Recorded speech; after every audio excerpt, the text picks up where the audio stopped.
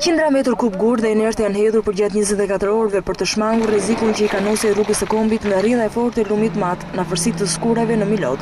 Ka qenë reagimi i shpejtë i autoriteteve që mundsoi largimin e rrezikut të gryrjes së rrugës së Kombit. Kemi hedhur rreth 500 metër kub gur inerte, për momentin na shmang rrezikut tani. Në Zemen të Lezhës kanë ardhur ndihmat e para nga bashkia në bashkëpunim me Kryqin e Kuq për 30 familjet e prekura nga përmbytjet. Banorët kanë përsëritur apelin për ndërhyrje për shmangjen e përmbytjeve të tilla në dhimbsi. Mor drithë, mor krune, mor shaf kanë qenë këtë i ka marrë. Era këj e vene këto, lej, kanë hik. Gjëse vedur shteti me hap kanalin, me mu prit malurin na kanë pështohu. Se për nima në e hankën po na ina nujt pa fund, nujse nuj. Rreshtet e dhëndura të shirë në të gjithë qarkun e Kukësit kanë shkaktuar dëmtimin e dy urave në njësinë administrative Golaj, duke izoluar rreth 50 familje në 3 lagje. Bashkia dhe prefektura po përpiqen të krijojnë një rrugë alternative për lidhjen e zonës me qytetin e Krumës.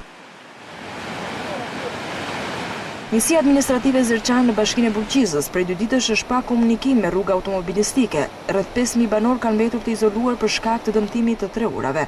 Kjo është një urë emergjente që duhet bërë patjetër, edhe them që duhet ndërhyjmë që ta bëjmë edhe të lidhen, mos rrezikojmë në mënyrë tillë që edhe as vetë nuk e dim që a mban as mban pastaj.